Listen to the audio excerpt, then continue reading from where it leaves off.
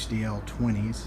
We have quite a few of these cabinets that we use for concerts. They've met many national tech riders. If you ever need a list, let us know. We can let you know. So far, nobody has said no to anything RCF. So we've got a little hang here going on of 8. You can do up to 16 with their large array bar, which I can show you a little bit more over here. So 16 off of this. You can even suspend some of their 18-inch woofers to help out with that. And then the light array bar, we'll show you a video on that for a second. But inside of each one of these guys, you have a dual 10 and a 3-inch horn. And each one of the 10s have a 2.5-inch voice coil, which is pretty impressive. And then you have a 3-inch voice coil with a 2-inch exit on a waveguide system for the high frequency. So it's kind of hard to tell on this light, but whenever it's a sunny day, you can actually see the inside of these cabinets. They're built very well. We've had these stay out in the rain for shows to where there was no way we could cover it, that we didn't have any time. Never had any failures on these cabinets, which is amazing, as much as we've had to let them get rained on. We do have the rain covers, which I'd highly recommend if you're doing any outdoor festivals. 1400 watt amp, capable of 135 dB.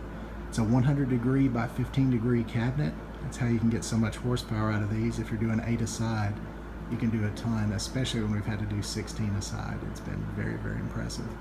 But they match up great with the sub 9006 or the sub 8006. Really just depending on what kind of footprint you're wanting to do.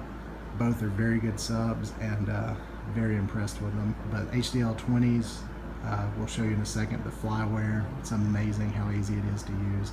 And it's easy to set all the points and angles on the back of the cabinets. Very happy with these things.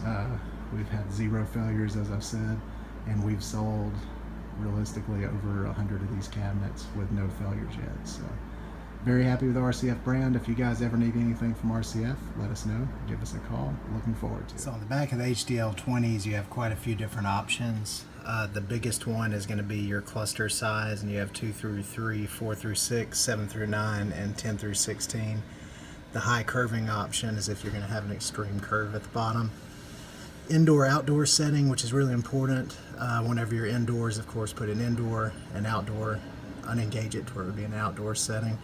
And then you have a far and a near for the high frequency, and we usually do our top cabinets for far. Everything else is near. And if we're inside, we usually do everything is near. There's an XLR input, XLR output, and we pre-link everything. So we've got all of our XLR is pre-linked to where we don't have to worry about it. And then on the other side, you have your power. It's got a power con in and a power con out, fuse, and then your on-off switch. So we have had to run 6 of these off 120 amp circuit before and had no problem at all. Same thing, we also link every one of these. So that way it's already done. Makes life easy. And then on our Flybar, this is the large Flybar. We also have the light one. And this is going to be pretty much where you do the HDL20 link if you're going to be suspending these instead of suspending a sub. So you go ahead and take the bar from the top cabinet and you go up into it. And then all of these other ones are actually positions that you can put where you want to do a span set, shackle, whatever you want to do to suspend it. And we usually keep ours near 11 and 12, and it keeps the whole line pretty much a true line array. But you can move it wherever you need to get whatever angle that you do need to. The cool thing about this one, this is also a stacking bar. So there are feet that are on the bottom of it, and they're on all the sides. And the feet match up very well with 8006. So you can tell that there's a routed out portion of the wood, and it fits perfectly for the array bar. So that's a little bit about the HDL20s. If you guys ever need anything, just give us a call. If you ever get tired of having to move one cabinet at a time, we definitely recommend buying the Karts, and they're spelled K-A-R-T. And they have a link point that's right here in the front, one that's in the center, and one that's on the other side. They make it extremely easy for one person just to roll these. Doesn't take much force at all. Good thing about these Karts is you can, if you have to, adjust the back angle.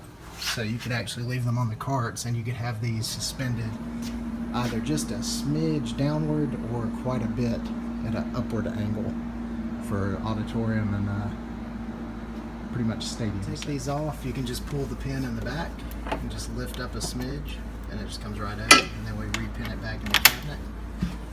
And then to do the front, you lift up just a little bit and it pulls out. Lift up just a little bit on this other side. It pulls out as well and it's off, and we just repin back into the cart. And most of the time we're able to just leave it right underneath, but we're about to suspend a few more. If you ever need to adjust angles, you can see it's really easy with RCF. They just have a single bracket in the back. So we're going to max out this bottom cabinet. You barely lift up, take the pin out. We lift up to whatever angle we want, which is maxed out on this one. And then we'll try to do our next one just to show you that you could even do 2 cabinets with 1 person.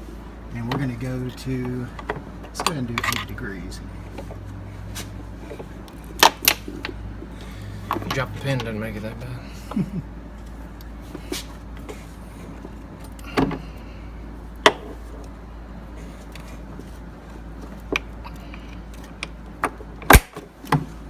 And it is definitely possible with 1 person, and then you have a nice array. To undo angles, same thing, lift up from the bottom, take out, we're going to repin back in at 0, and then we'll do the same at the bottom cabinet.